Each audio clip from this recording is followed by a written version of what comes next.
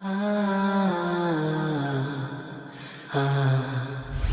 love you, Allah.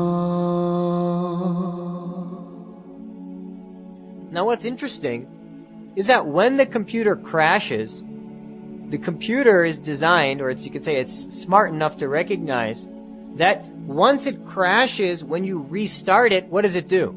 It will then kick you back into the screen that says, you recovered from a major error. Do you want to start in safe mode?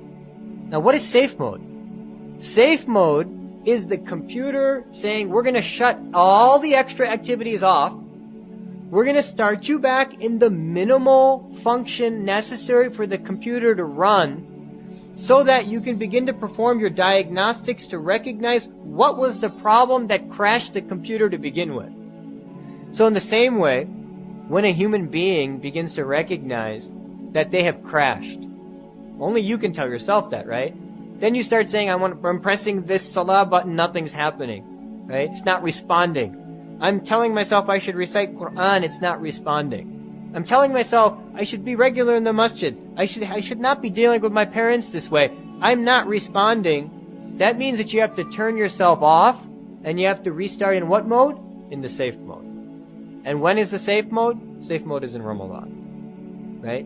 That's the proper time. And you can do it anytime outside of Ramadan as well. But the best opportunity to restart yourself in safe mode is in Ramadan. There are people that basically wake up one day in the morning and they say, I'm sick of it. I'm sick of being so unhappy. I'm sick of having to do all this stuff. I'm not going to pray today. These are the thoughts of kufr. They're not far away in this day and age. They're common. They arise. And it's a sign. It's a sign of the danger and the dangerous times in which we live. That a human being could even think, I'm not going to pray this prayer today. Constantly eating Allah's mercy. Constantly sleeping with Allah's mercy. Constantly existing through Allah's mercy. And then somebody could actually stand up and say, well, I'm not going to pray this prayer today. I'm sick of it. But it happens. And it's not even happening. It's common. So we must take advantage of these times to run these diagnostics, and the guarantee is that if you actually run these diagnostics, you'll be absolutely back to normal. It's so easy. I mean, once these guys figure out, these computer guys, the hard thing with a computer is not actually fixing the problem. The hard thing is figuring out what the problem is. Once you know the memory's bad, you just take the chip and you just put a new memory in and it's done. The hard thing was figuring out what was it the memory that was bad? Is it the system that's bad? Is it this that's bad? Is it that's bad?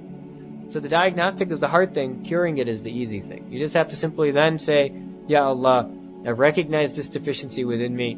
Ya Allah, I am unable to cure this deficiency without your assistance. So Ya Allah, I ask that just as you made me recognize it, you also make me see its cure. Very simple. Allah subhanahu wa ta'ala is very, very quick to respond in these types of scenarios.